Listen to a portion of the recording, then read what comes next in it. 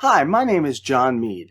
I'm a TIES Teacher Corps member and also the Eugene McDermott Master Teacher of Science at the St. Mark's School of Texas. And I'm here to share with you my TIES tip. One of the topics that a lot of us who teach evolution teach about are Darwin's finches that were discovered on his visit to the Galapagos. However, I'm here to expand what you may be teaching about them. So let's start off with the beginning of what we normally teach.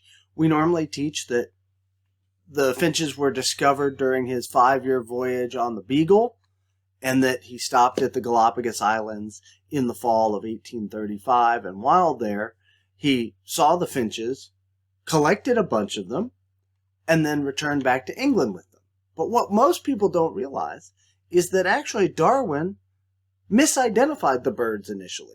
He brings them back to England, and he thinks he's got these 12 different species of birds are finches, mockingbirds, thrushes, warblers, a whole bunch of things.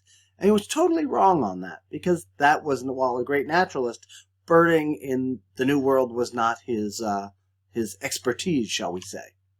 He gave the birds to British ornithologist John Gould, who was like the Birdman of the Victorian era.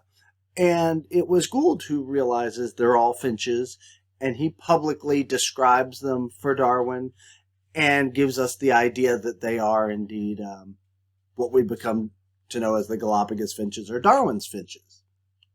And the explanation of them is that all 12 are seemingly closely related.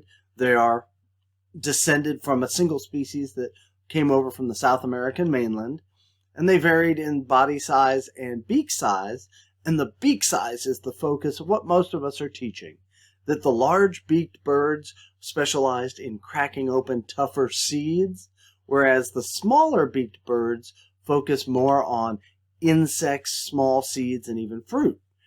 That is the norm of what almost all of us teach, and that they're adapted to the different ecosystems which produce their particular food items. And indeed, they are spread around on different islands of the Galapagos based on their local ecosystems on each island. So great study there, and that's really where most of us traditionally stop. However, there's a much cooler story beyond that, because the story of the finches doesn't stop in the 1830s, but rather it goes much further. And that's what we need to be doing as teachers, is letting our students know that the evolution of these finches actually continues to the modern day. And there are scientists currently in the Galapagos studying these birds. And in particular, since 1973, Princeton professors Rosemary and Peter Grant have been studying the population of medium ground finches on a very small outcrop of an island called Daphne Major Island. And their research has really shown that Darwin was on the right track, that indeed there is natural selection happening even in a year, 2-year time frame. And what they did is they saw that in 2 bursts of natural selection in the 1970s and 80s.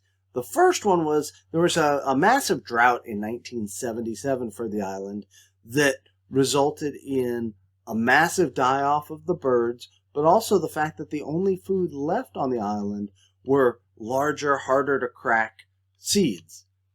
And if you look at the graph here on the right, you'll see that indeed this selection event based on the drought pushed the size of the beaks larger. The surviving members, of which the population size was greatly reduced, was on average a larger beak, more suited for, again, nut cracking. Whereas on the other side, we have in 1982-83, there's a prolonged rainy season. And this has just the opposite effect. Plants that produce smaller, softer seeds tend to dominate the island.